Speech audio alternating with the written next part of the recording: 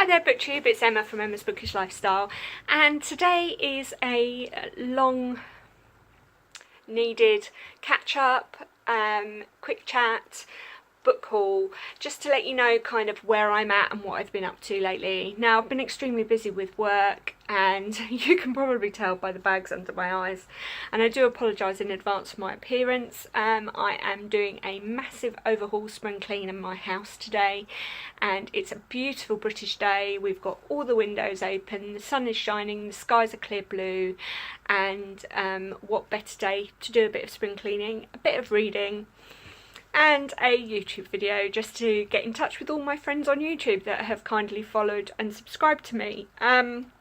First of all, I just want to say thank you to Woman vs Books, and to say congratulations, you have won the giveaway, and the 2 books will be coming out to you next week. I do apologise, there's been a bit of delay on posting them out to you. As I say, work has been frantic. I have been suffering with quite a big book slump since my holiday in July, and I know we're coming up to September and it's awful, but I promise I haven't stopped reading. My way that I've got through the book slump this time was actually to just carry on, just a couple of pages maybe a day, on my audiobook, on a graphic novel, on my short story collection that I'm currently reading, of the fairy tales from Angela Carter, and reading the first in the Far City trilogy with Robin Hobb. Now, I was initially supposed to be doing the Robin Hobb trilogy with Victoria from Eve's Alexandria. Unfortunately, the first book was a reread for her, and obviously my book slump somewhat hindered me, so I am a little bit behind, but I've now got, I think, about just over 120 pages before I can finish that book. But it has drawn me back in, and I have to say, good old Robin Hobb, you guys on BookTube don't lie. She is an amazing author. She has described the world and fits his character fantastically, that I am getting more and more drawn in by it. So definitely on the way back, people. So in the interim, I just also wanted to say, you know, thank you for all of you that are watching this video, that have stuck with me. I do appreciate it. I'm not on this channel to gain large numbers of subscribers. What I'm on this channel for is for book conversation, to show you the kind of books that I'm reading, and also to expand my friendships with people. So if any of you out there would like to do a book buddy read, I'm more than happy and open to do that. It probably won't be until October, November, December time now, because I have a book buddy read in September, both with Victoria from Eve's Alexandria and also Mel from Mel's Bookland Adventures. So please do feel free to get in touch in the comments down below, and I do also have Voxer, so it's great to be able to sort of voice chat. I really love that through the course of the book, and kind of get where people are thinking and what their thought processes are on the books that they're reading. So what I've definitely found with my first book buddy read this year was it was really interesting to see the different things that people pick up on while reading books, and sometimes you don't pick up on things, and sometimes other people don't pick up on things that you've picked up on, and it really starts a kind of conversation. And I found it a lot more amenable than trying to do it through my kind of local book club. I just didn't find that as enticing, as enjoyable, and I very much felt, unfortunately, with my local book club, that when you went, you didn't really make friends. You just kind of turned up, chatted about the book, and went. And yeah, that wasn't really quite for me. So yeah, I've also, as another kind of drum roll please, joined my local library. It's taken me just over 2 years to get there, or actually I say 2 years, it's a lie, 1.5 years to log in, register to my local library, but I am now officially a library member, and I thoroughly appreciate the services that they do. My local library are very helpful. The ladies are very helpful. It's changed somewhat technologically since the last time I went to a library. the method of collecting the books you've reserved, and also the method of logging in books and logging out books is done by machine now, which fascinates me how they do it. The way that they can kind of scan through and work out which books are in the little mouth bit is just fascinating, and mouth bit is technical for sort of the opening in the machine.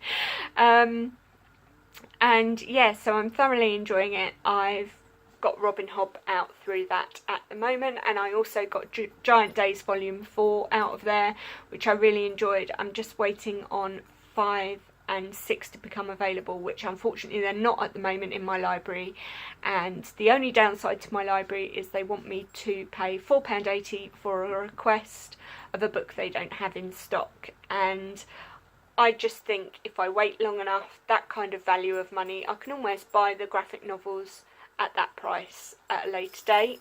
So unless they come into stock, I'm not going to request them through there. I appreciate that sometimes certain graphic novels aren't of interest, but also there are some bigger branches in the local community. Mine is a county council library, so the likelihood is they will come, but they'll probably come a bit later than normal, and definitely not as immediately as a release date. But I'm happy to be patient and wait with it. The next book, or the next bind up of Giant Days, which I think is volume 7, is not due out, I don't think, until October, so I've got plenty of time, and I'm in no hurry. So moving swiftly on, I've recently got my 2 book swaps from Victoria Eves Alexandria, and I'm really pleased with the books that I've got. And I've also bought myself a couple of graphic novels, and I've received, very gratefully, some novels from publishers. So let's get going. The first book I got from Victoria Eves Alexandria is Green Lion from Henrietta Rose Innes. Now, I believe she's South African. And initially what drew me to this book was this stunning cover. I don't know if you can see the kind of the lion's face in amongst the leaves and everything to make up its mane. Now, I am absolutely big cat crazy, always have been since I was little. Was fortunate enough to go on safari in Kenya in the Masai Mara and instantly fell in love with it. It's the most amazing place and technologically free. You're just absorbed into nature, and I can't recommend the experience highly enough. Now, this book says, sorry, I don't know why I did that. This book's synopsis, and I do apologise, but I am going to read off the back of the blurb, because I don't know it off by heart. But basically, when a lion at a breeding park mauls an old school friend of his, Con steps in as the keeper of Sekhmet, the last remaining black-maned lioness in the world.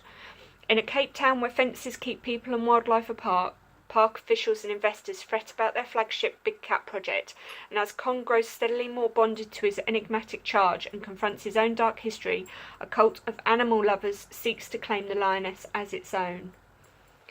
Now, I mean, not only has it got a lion on the front and a lion in the title, had a result on my knee-jerk reaction of selecting that book, and the synopsis means that there is also a lion in the book, so win-win-win for me, and I'm hoping that's going to be a 5-star read. The second book that I've got is Helen Dunmore's Birdcage Walk, again from Victoria Eves Alexandria, and this is a historical fiction and is based in 1792, and Europe is seized by political turmoil and violence. Lizzie Fawkes has grown up in radical circles where each step of the French Revolution is followed with eager idealism, but she has recently married John Dinah Tredevant, a property developer who is heavily invested in Bristol's housing boom, and he has everything to lose from social upheaval and the prospect of war. Dinah believes that Lizzie's independent, questioning spirit must be coerced and subdued. She belongs to him, law and custom confirm it, and she must live as he wants. But as Dinah's passion for Lizzie's darkens, she soon finds herself dangerously alone. Now, that just sounds phenomenal. I do not know what's going on today, people. I don't video in forever, and somebody decides they're going to saw something or drill something or mow their lawn. How unrespectful is that? Disrespectful. And on a Friday, people. This is a Sunday job. Leave it to Sundays. Gardening is for Sundays, people. Sorry, rant over. I don't have a garden. I'm in a, I don't know what they call it. I'm trying to think. But I'm basically on stilts and over garages, so I don't actually have a garage. And although mine, I don't actually have a garden, sorry, I do have a garage. But because I'm all on one level, it's almost like a bungalow rather than a house. They call it a coach house, I think. So the next book that I got, which I requested from Quercus, was Under a Polar Star. This is by Steph Penny. Again, stunning, beautiful cover. Husky dogs. Just love husky dogs. I am so envious. My brother went and did husky dog driving this year, and I recently went around to my mum and dad's and they've booked it for themselves, so I'm extremely envious. And the blurb on this one says, Flora Mackey first crossed the Arctic Circle at the age of 12. Years later, in 1892, she returns to lead an expedition to northern Greenland, defying the expectations of those who believe women have no place in that harsh world. I don't know what's going wrong with my tongue this morning. Geologist Jacob Devine was raised in Manhattan, yearning for a wider horizon. He joins a rival expedition. Jacob and Flora's paths cross, passion and ambition collide as an irresistible attraction is born. The violent extremes of the north obsess them both, perpetual night and endless day, frozen seas and coastal meadows, and the strange, maddening pull it exerts on the people chasing glory on its vast expanses. And again, that sounds absolutely amazing, and that came out on the 10th of August. I am running, as I say, a bit behind. Another book that I was kindly sent, which came out on the 19th of August, and this was from Mackelhouse Press, is The 16 Trees of the Somme by Lars Mitting. I hope I pronounced that well. And it says, Edvard grows up on a remote mountain farmstead in Norway with his taciturn grandfather Sverre. The death of his parents when he was a small boy has always been shrouded in mystery. He's never been told how or where it happened and has only a distant memory of his mother. And the story of his grandfather's late brother Einar is somehow bound up with this mystery. A coffin is delivered long before his grandfather's death, a meticulous Art Deco piece made of flamed birch with the hallmark of a master craftsman. Perhaps Einar is not dead after all. Edvard's desperate quest to unlock the tragic secrets of two families takes him on a long journey, following a trail of clues from Norway to the Shetlands and to the battlefields of France, navigating divided wartime allegiances and the love of two women. He is led ultimately to the discovery of a very unusual inheritance. Now that just sounds absolutely amazing, and another very simplistic but beautiful cover. I love this kind of imagery of the Somme. And obviously World War One has affected most people, I would think, in some way, shape or form in their ancestry. I know that my great-great-grandfather on my father's side came back with shell shock, which obviously is quite largely attributed to a lot of the soldiers returning from that particular war because of the nature of the battle and obviously the trench warfare that they had to go through. The next book I've got was thankfully sent to me from Hodder and Stoughton. They're fast becoming one of my favourite surefire wins when it comes to publishers. I've read quite a few of their books this year and thoroughly enjoyed every single one of them, and this is The Darknet by Benjamin Percy. Now I believe this was shown, and look at that, I mean that's a fantastic copy with like a skull and obviously the internet sort of lines in the background. This was kindly sent to me, and I believe a couple of other channels may well have shown it. I think Eleanor from Eleanor Reads may well have shown this book. And basically the Darknet is an online shadowland for criminals to operate anonymously.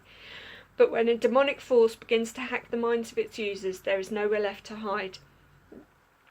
Oh, Hiccups. Apologies. 12-year-old Hannah has been fitted with a high-tech prosthetic that restores her sight, but can't understand why she can now see shadows surrounding certain people. Layla, an emotionally shut-off, technophobic journalist, stumbles onto a story nobody wants her to uncover. A story someone will kill to keep hidden. A former evangelist, Mike suffers demons, figuratively and literally, and keeps an arsenal of weapons stored in the basement of the homeless shelter he runs. And Derek is a hacker who believes himself a soldier, part of a cyber army dedicated to changing the world for the better. With the virus spreading on the net and an ancient evil threatening to break loose in the real world, it falls to these strangers to stop the rising darkness. Just beautiful. Can't wait to read this. Again, I think this may well be a 4 or 5-star read for me.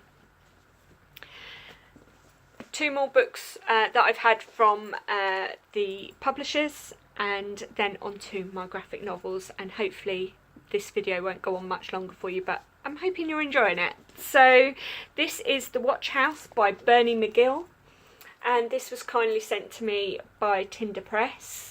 I think I've had a couple from Tinder Press this year, so I'm very grateful for that. It is a summer. It is a summer? Oh dear, people. You know how sometimes you just can't work your mouth with your brain. You look at something, you read it, and it just doesn't come out the way that you're reading it in your brain. That is the kind of day I'm having today. A bit like the kind of week my mum has been having this week, when she's been sending lots of messages using Messenger to other people, but sending them to me. I can't even blame it on exhaustion today, because I had a lovely lie-in and it's a beautiful day and I feel completely rested and at ease, so I have no idea why my brain and my mouth are not communicating with each other. Anyway, let's try again. So, The Watch House by Bernie McGill. It is summer 1898 on the small Irish island of Rathlin, and the place is alive with gossip. A pair of strangers has arrived from the mainland, laden with mysterious radio equipment, and the islanders are full of dread. For native Nuala Byrne, abandoned by her family for the New World and trapped by a prudent marriage to the island's ageing tailor, the prospect for adventures are bleak. But when she is set to cook for Marconi's men and is enlisted by the Italian engineer Gabriele as an apprentice operator, she becomes enthralled by the world of knowledge that he brings from beyond her narrow horizons. As Nuala's friendship with Gabriele deepens, she realises that her deal with the tailor was a bargain she should never have struck. So this again sounds beautiful, and I have recently listened to an audiobook based in Ireland and I thoroughly enjoyed it, so I'm looking forward to this, and this could be quite enjoyable. I don't know much about Marconi either, so that'll be interesting. And last but not least, the final book, and this has come from John Murray Publishers, and this is Yuki Means Happiness by Alison John Lester. Now, look at that cover, it's just beautiful, isn't it? Simplistic but beautiful, absolutely. And this is had some blurb actually from Kate Atkinson, and that says, "I absolutely loved it, a delight, so fresh and clever and subversive." Now, because it's a hardcover, I will have to open and read from inside, so I do apologise on the blurb. And there's my Drogo making the most of the sunshine today. He's finally found a sunny spot on the sofa. Diane is young and uneasy in a new relationship when she leaves America and moves halfway around the world seeking adventure. In Tokyo, she takes a job as a nanny to 2-year-old Yuki Yoshimura and sets about adapting to a routine of English practice, ballet and swimming lessons, and Japanese cooking. But as Diana becomes increasingly attached to Yuki, she also becomes aware that things in the Yoshimura household aren't as they first seemed. Before long, she must ask herself if she is brave enough to put everything on the line for the child under her care, confronting her own demons every step of the way. Yuki Means Happiness is a rich and powerfully illuminating portrait of the intense relationship between a young woman and her small charge, as well as one woman's journey to discover her true self. So, there you go. I think you'll agree there's some interesting books there to read. and I'm really excited by them. So I recently started reading the graphic novel series Low, and I finished the first book and was really keen to proceed with that. I don't know if you've read any of the graphic novels by Remenda and Tocchini and McCaig, is it? But this is volume 2 of that series, which I've recently purchased for myself, and this is Before the Dawn Burns Us. And I also got myself volume 3. Why am I showing, is that the back of the cover? No, that's actually very different to the previous cover, so I'm going to show it that way. And volume 3, which is Shore of the Dying Light. This is about a family, or it started off about a family living in an undersea community where basically the earth has been damaged and they're all living undersea, and there's two types of people. There's kind of a warrior faction and this family who are brought up to protect the people and the domes that they're living in under the oceans. And what's happened is in the first one is that there is a lady and her husband and their children who are looking and are sort of scientifically involved in researching if there is an alternative safe place to live in the open on the earth, or whether there might be other areas out in space maybe, and they've sent out machinery to see if they found something. And so this is going to continue that series, and I really enjoyed the first one, so I'm hoping volume 2 and volume 3 will be equally as good. While I was on there, as usual with websites where you purchase things, they give you recommendations. As if I need to start another series.